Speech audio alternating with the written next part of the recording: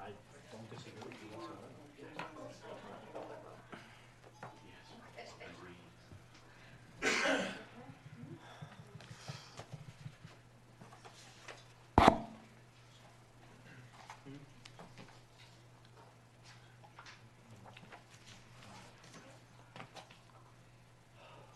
Is that working tonight? Who knows? Trying. You were supposed to test it. I did. Me and Marianne. Yeah, she said everything was all go. Everything was all thumbs up. All hunky-dory. You worked for planning last night. Pardon? You worked for planning last night. Mr. Bill said. It's supposed to be. That's the spirit.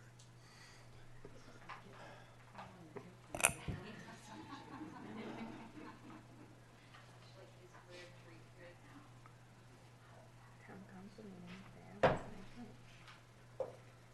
Are you on the town one? Can you see if it came on? Who? You? I can't get on. I'll get text if it's not on. Sound like I was sleeping this morning? All right, I'm gonna call meeting to order. Let me know when you're ready. Well, You is hit it on? record? Hold on. Never read. Why is that one Hold on a blue? second. I thought it was fine. Blue's right. Blue and red should be fine. Yeah, take another couch. People have different schedules.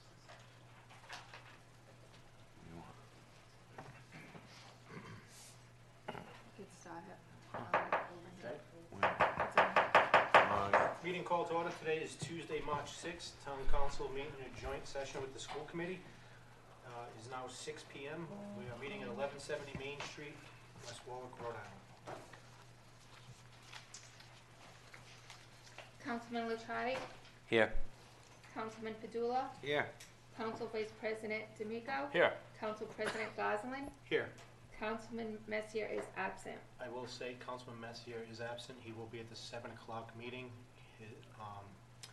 He lost his father earlier this afternoon, but he said he will be here. I advised him not to, but he said he'll be here at 7. Do you want me to do attendance for school committee? Yes, please. Patricia Keenan. Rainey Kutu. Yeah. Lewis Cologne. Cologne.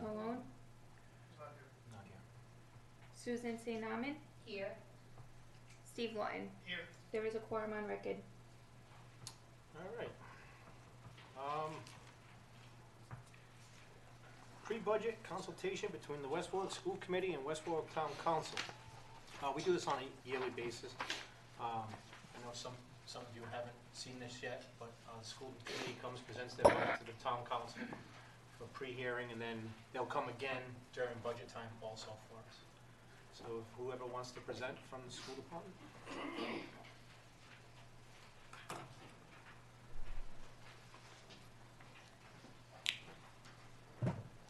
I need to press this, or it's already on.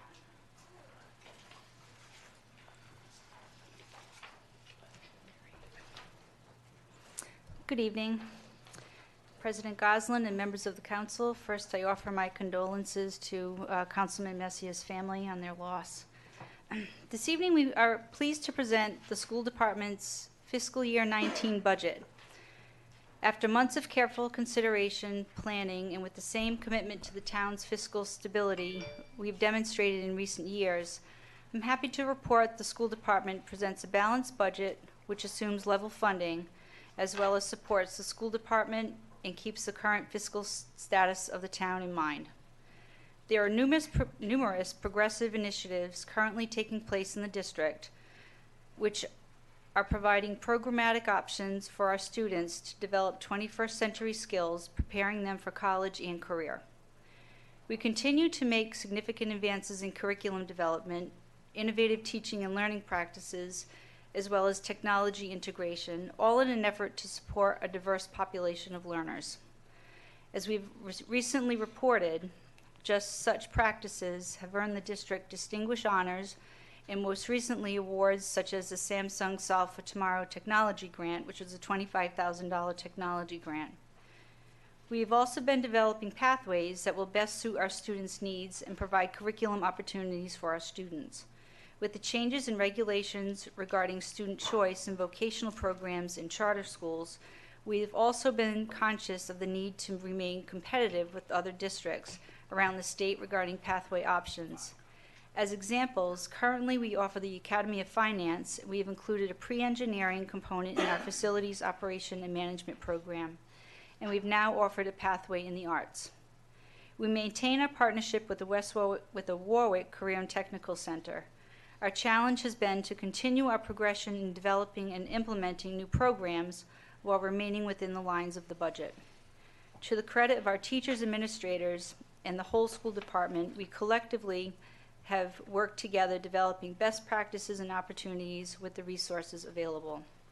That said, as we have done in the past years, after months of careful review of all programs, both general and special education, we realize the fiscal needs of the district.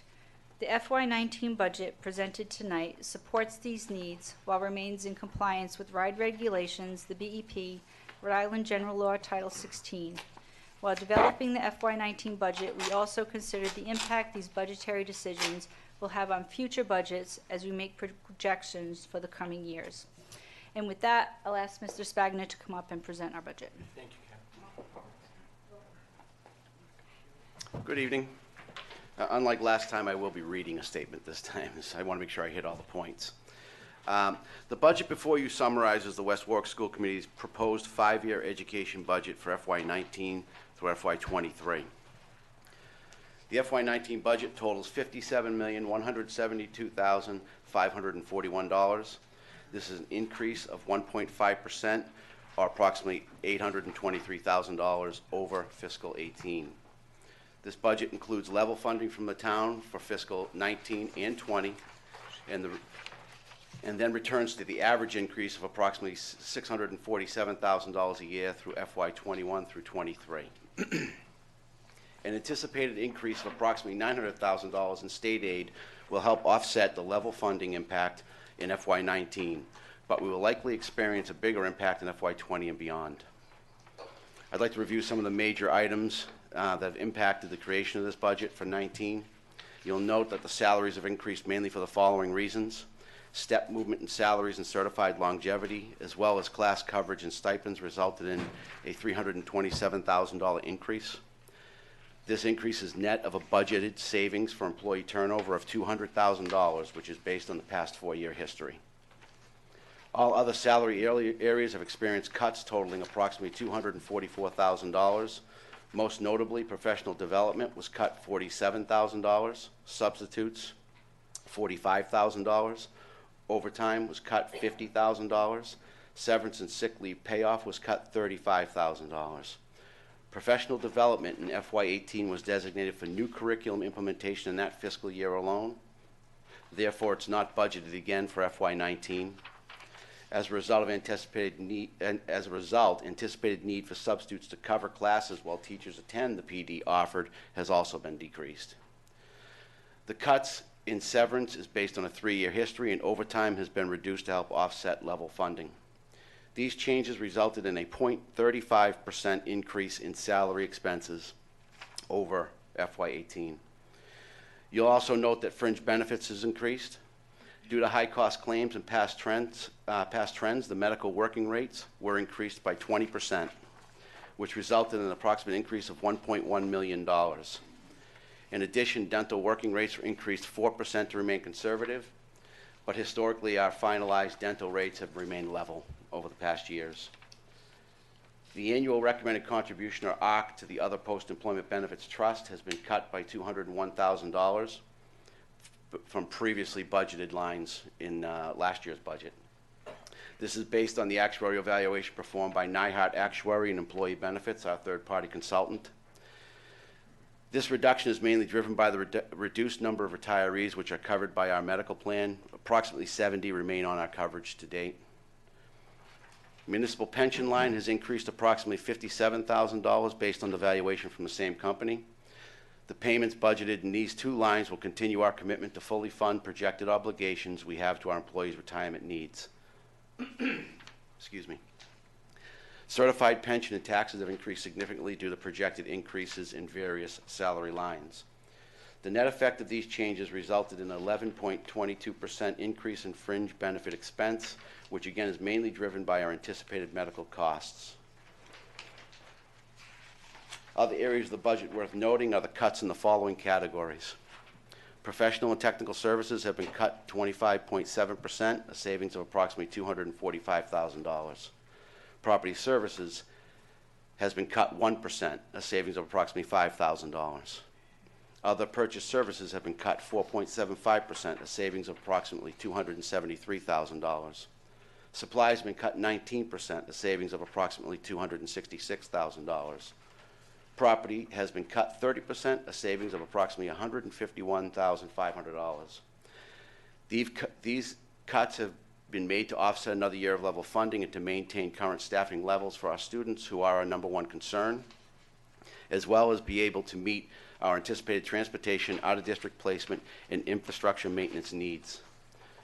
As for revenue, the school district receives its primary revenue from two sources: state education aid from the town of West Warwick as local appropriation. Medicaid reimbursement as well as miscellaneous revenue are additional sources. The anticipated revenues projected for FY19 also increased the $823,000 or 1.5%. This increase is primarily from the governor's recommended FY19 budget, which was released in October of 2017, and shows an increase of approximately $900,000 in state aid. It was updated again this past January 26th to show another $70,000 has been added to that number at this point in time. As stated previously, this anticipated increase has helped to offset the impact of continued level funding from the town. It's a priority of the district to continue to participate in the improvement of the town's overall health when it does not impede the education of our children. It is important to note that the governor's budget may change based on final enrollment numbers as of this month in 2018. March is when they do their final calculations. Future state aid in the out years have been increased, estimated at about $225,000 a year. This means additional steep cuts in FY20. It may not be possible to continue recommending level funding for FY21 and beyond. In conclusion, after careful consideration of the district's needs while staying within projected revenues, as well as the ongoing 5-year plan, this budget will support the district both educationally and programmatically. And I'd be happy to answer any questions I possibly can. Just a few quick questions. Sure. Thank you. I know how much the school department's been working with the town council on keeping it level funded. My concern is, and believe me, my hat goes off to all of you because everybody's doing what they can. But by the looks of the increases and everything that's going on, and I know it has nothing to do personally with the superintendent or anything else, but with all these increases, we're gonna be in trouble in a year or two. Because, along with the town. Well, what's going to happen is we're not going to be able to come to you probably we're going to get caught up at some point. Exactly. We won't be able to, just Come in level the funded. annual cost of increase that happens at a school department with step movement and things, level funding may not be enough to support that. So, I know I discussed it with the council, I discussed it with my constituents. In a couple of years, we're in deep trouble because of these increases that we have no control over as of now, but we have to be ahead of the game and stop this from going, whether it's negotiating contracts again, because if we keep doing business the way we're doing, it's just, even if everyone agreed to raise taxes, it's still not enough money. Well, if you look in this Business. budget right now, Councilman, the increase from year to year ranges anywhere from 0.5% to 1.5%, depending on the calculations for that year. The system I use generates my payroll as I move people through step and things. So it's already minimal. There's not much that we could do. I mean, if we go into, I've cut 17% out of the FY19 budget overall. We're anticipating another 20% on top of that in No, FY20. really, you guys have been doing a great job. So I don't know. Controlling what you Sure. have control of. Yeah. My concern is, I'm thinking a couple of years down the road, we're in deep trouble now. But thankfully, that you all came in and didn't ask for extra money, and you're doing everything in your power that you can to help us out. but it's gonna be out of our hands in another year or two. Well, hopefully things will turn over Well, the next it's couple of not years. gonna That's, turn that's because what we we're, have no that's what room we're for counting growth. on. Can I ask a question? I just wanted to follow up on teacher professional development. So Yes. did you say $47,000 was cut? I believe that's the number, yes. Yeah. And what's the overall budget for that? Professional development. It's in this line item, isn't it? It's in a couple different line items. Did you say it was being cut for curriculum development? No, what happened is we put new curriculum in place, brand new curriculum last year and the year before, approved by the school committee. So when you put that curriculum in place, there's some training that has to go along with it so it Okay. can be So you're implemented. just kind of redirecting? We just basically took that money out because we've already done the training, the curriculum's in So place, it it's wasn't already directed running. by the state to cut it? No, It was more no, or less no, just not at all. rechanneling the money? Yep. I can just add to that, where, to Joe's point of the new curriculum that we created within the district, a lot of our professional development, most of it, if not all of it, is done in the district versus people going out versus us hiring people to come in. So that's a significant amount of money that we don't have to ask for. We do it within house, so that's, just wanted to add that. Just out of curiosity, when is our NEASC accreditation? Let's see, not for 8 more years, Oh, okay. seven more years. We just had one a few years ago. I have a few questions. One of them is the enrollment trend over the past few years and the prediction going forward. Is it increasing? Is it decreasing? Staying the same? Well, correct me if I'm wrong, we're pretty much maxed right now, and it is leveling out. We've got a bubble that's moving through the high school at this point in time, Okay. and I believe it kind of levels out at that point in time. We don't see any big influx Okay. right now. What I've seen in the, we get a Kids USA here once a year, I get mailed to us. Seems like we had a big influx of elementary, and the high school trended down a couple of years, but it seams to be leveling back up again. Exactly. And See right now. one more question. I know we can't predict the future. We're all trying here, but in a couple of years, and I have to think this way as a council perspective, I will be here until at least 2020. Are you going to be prepared if we have to make some difficult cuts with the school department? Because I know we may have to make some here on the town council, which nobody likes to make them. I'm just, and again, it's maybe 2 years away, but I think, I mean, you know. When you say cuts to the school department, what do you mean? It may be layoffs, it may be personnel, I mean. Oh, we have to take that step on our side. Yeah, I mean, I'm not saying that, it's not anything that anybody wants to do, Sure. but hearing all the numbers up here, I mean, it's really, it's inevitable, I think. Right, so given what Councilman Padula just said, there's some things out of our control, you know, that we can't control, we can't cut. You know, I'm not looking for 60 kids in a classroom. so. No, I know, which, you know, so that, there's the balance, right? What's educationally sound, programmatically sound, you know, we have almost 25% special ed population that we, you know, need to service, so there's certain things that won't be able to be cut. And, you know, and there's always the chance that those line items could go up. So of course, thinking out, Joe's talked about his projection. We have given thought to all of that. You know, in reality, if we had to cut, what could we cut? You know, we don't want to cut anything. In No, a us perfect either, world, us either. we need more guidance counselors and social workers. I mean, that's. I agree. So, yeah, if that's a reality, those will be really difficult decisions we'd have to make. They would absolutely impact programming and students and their families, and nothing we would want to do. But yeah, we've given thought to if we had to, what would have to go. Okay. So, Well, the way you've been working with the council and the whole crew, it's been a pleasure, because all of you understand what we're going through. Right. And it's not that anyone's against education or anyone's against certain departments. It's just that we just can't afford what we're spending right now, and there's no way of getting revenue in, so we're gonna, whether whoever wants to admit it or not, there's gonna be some drastic cuts within the next, I say within the next year to 2 or 3 years. Well, you know, every year we come before the council and when we reaffirm our commitment to the town, and we understand the reality, and every year we've prepared a budget with that reality. We've yet to come with an unreasonable request.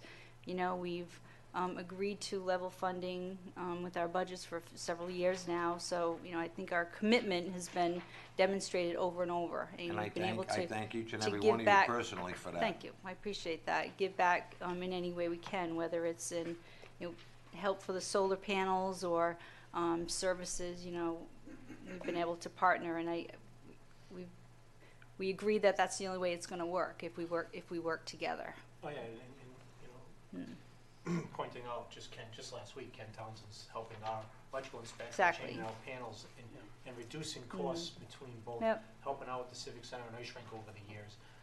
You name it, I know your department and our department have come a long way since 2012. Nope, I agree. One thing that I have for Ernie and Well, Karen, we have a great superintendent also. Well, thank you. personalities Appreciate don't that. conflict. It's not a personality, it's working with the council. So, going back to the healthcare and everything that we see it on both sides. It's just rising, and it's sometimes double-digit percentages It's lately. huge right What are we doing to renegotiate or possibly looking for a different carrier? Or what are we doing on a local level to work with? Like right now, I know it's Blue Cross, but you know, unfortunately, we may not be able to afford Blue Cross any longer. We may have to go to like an Aetna or you know, a different program. What are we doing locally to figure that out? Well, a few things. This year, we've asked for proposals from a couple different entities. WB Community Health, the Interlocal Trust, as well as the normal procedure of going through, you know, a broker to Blue Cross and Blue Shield. So we're going to be comparing those proposals to see if there's any significant cost savings to the way we're currently doing business.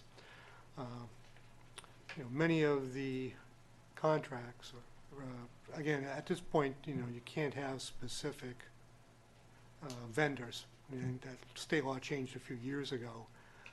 But you have contracts that have certain levels of coverage, certain procedures from doctors. So you have to make sure that anyone who comes in, whether it be another carrier or whatever, has similar coverage as far as the doctors. You know, they say it has to be equivalent or equal to. So at the present time, we are looking at different proposals to see if there's any significant cost savings or if we can afford to go to some of these other entities because of the costs that they have. So at this point, we're reviewing that. Our intention is to, at this point, continue with what we have, which is this Blue Cross coverage for this fiscal year, and then to look forward to some type of a change as we go forward in years future. One of the things that has been mentioned is that all of our contracts are expiring June 30th of 2019.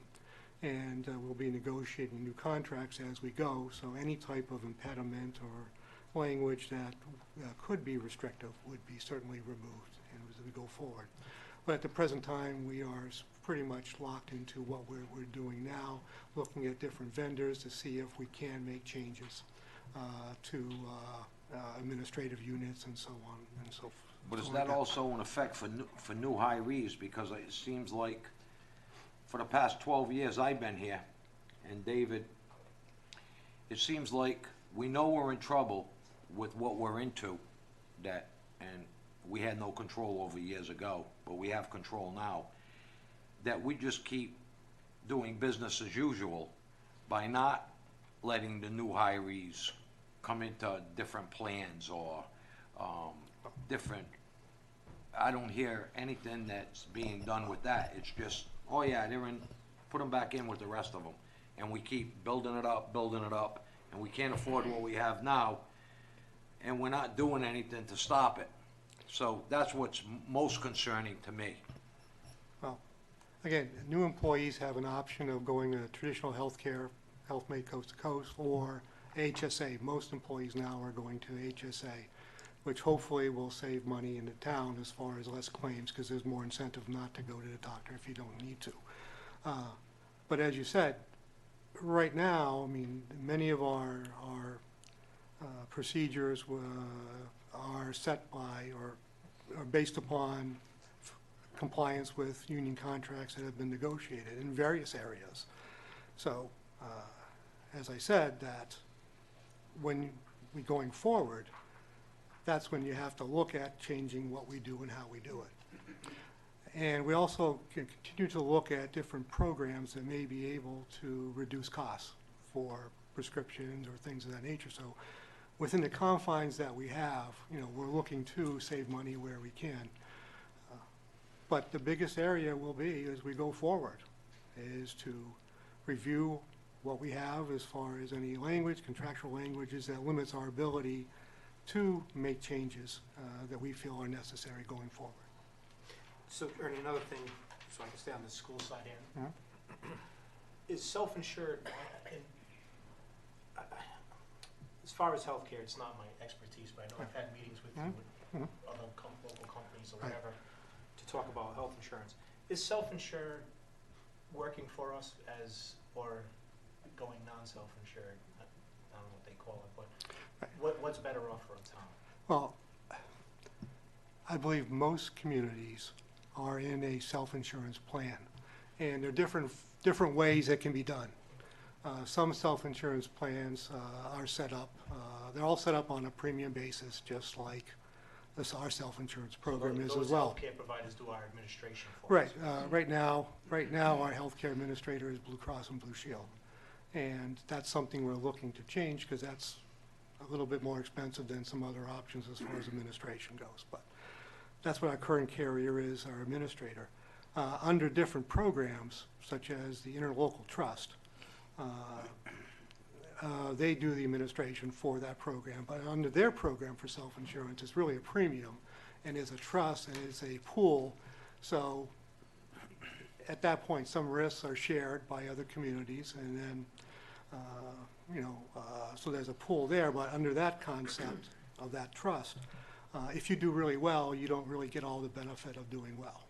And then under that concept, there are penalties to leave. So there are different formulas. WB Community Health is one that is purely self-insurance. So most communities will go self-insurance today, other than a full premium basis. I'm sure there are a few, but there are not that many. Most communities are, it's just a matter of picking the structure that is best for each community. Do we have the same policy as the school department? Yes. We do. Yes, there's been a collaboration with the school on many of these critical benefit issues. It's great. And I know, I've seen it personally with Aetna especially. Right. I mean, I know that they have negotiated rates. Right. And I actually when I get my explanation of benefits from Right. my place of employment, it shows what they would have charged you if you didn't have it in their rate. Right. So that's why I'm wondering if we looked at Aetna or Well- whoever else with negotiated rates. You get the same service, but Right. like I said, it's negotiated rates with certain doctors. That's the only downfall. I know not every Right. doctor takes Right. Aetna or whatever it may be. You have to stay within the plan. Right. Right. And one of the benefits we have is with combining with the school, we have a bigger pool of employees. So that helps a bit. Any other questions? Any questions from the public? Again, I comment, and Councilman Badula said it earlier, it's been a great relationship since 2012. We all know what it was like in 2012 up on the hill, when we talk about cutting sports Right. and whatever else. And those are tough decisions, and it ends up being very havoc causing for the town and the community. And a lot of people end up getting pitted against each other because certain parents love certain activities, and unfortunately, it could come to it again in 2, 3, 4 years. Who knows? But again, I think we continue to have to work towards keeping it from happening and keeping us going forward and having a very positive community to be in. I agree. I commend you and your staff, teachers, principals, students. Everybody tries to do what they can to make things work. So, good job. Yep. Thank you. Mr. Spagna, nice job on this. A nice presentation, same as last time. Right. Any other questions for the school committee? And great job to the school committee also. They also put in some dedicated hours. I know I usually bump into Steve and have my discussions on the basketball court, and his blood pressure's already up by then, so All right, hearing none. Motion to adjourn? Second. All in favor? Aye. Aye. Opposed? Ayes have it. Half-hour recess.